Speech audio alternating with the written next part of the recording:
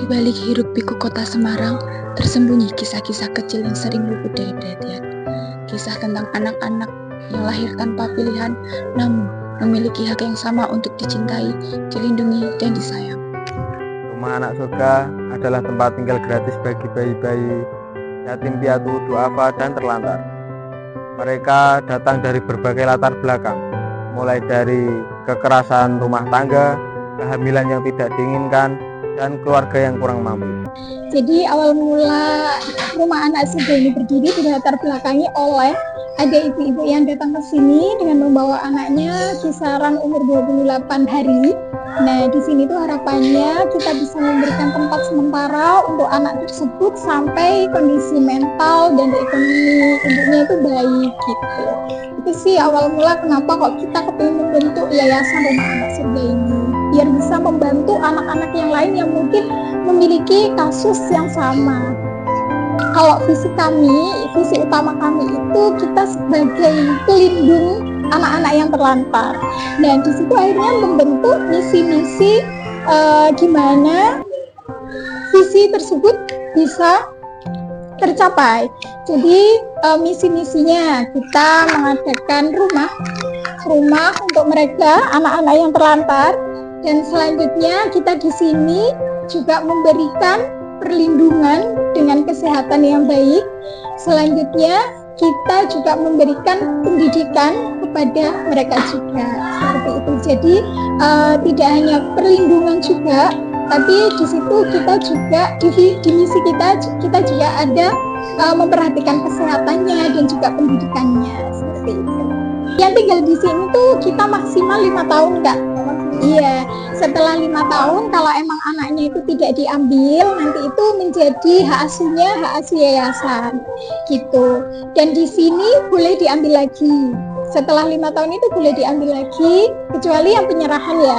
Kalau penyerahan itu memang tidak diambil dan kita akan asuh gitu sampai nanti pendidikannya juga. Untuk kebutuhan anak-anak di sini kita 90% itu dari donatur.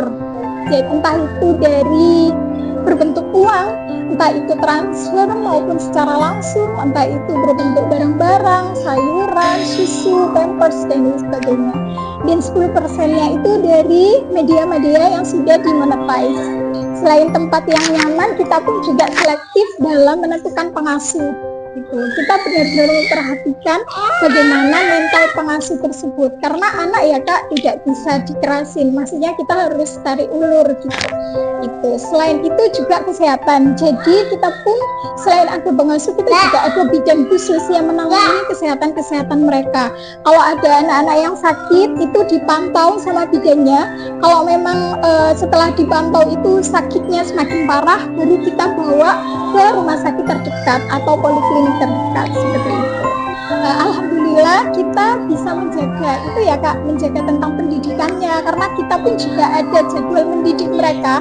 Setelah mereka berjemur itu kita kumpulkan mereka, lalu kita putarkan entah itu video senam, video mengaji, video doa-doa, sholawat, bahkan mereka pun juga hafal entah itu tentang doa-doa. Dan secara insting itu kalau ada orang yang berdoa itu tangannya sudah gerak sendiri seperti itu. Kita setiap bulan selalu memberikan informasi perkembangan anak-anak, entah itu beratnya gitu, entah itu berat, makannya bagaimana, sehat atau enggak, sudah bisa bicara atau enggak, sudah bisa jalan atau enggak.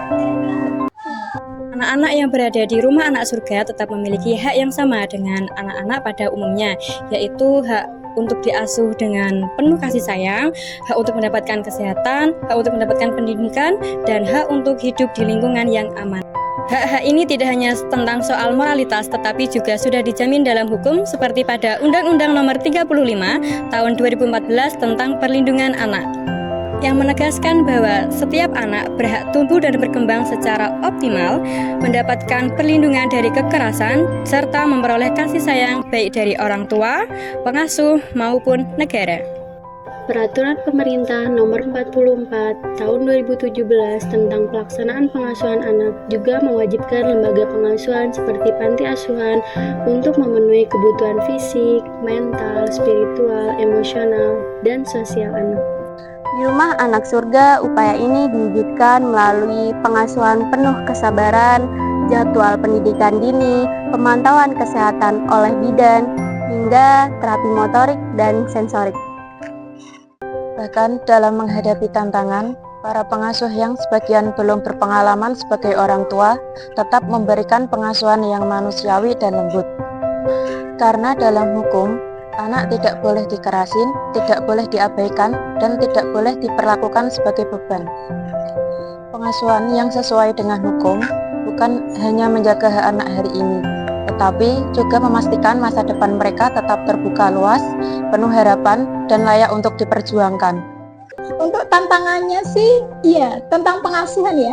Karena di sini itu rata-rata kita belum menikah.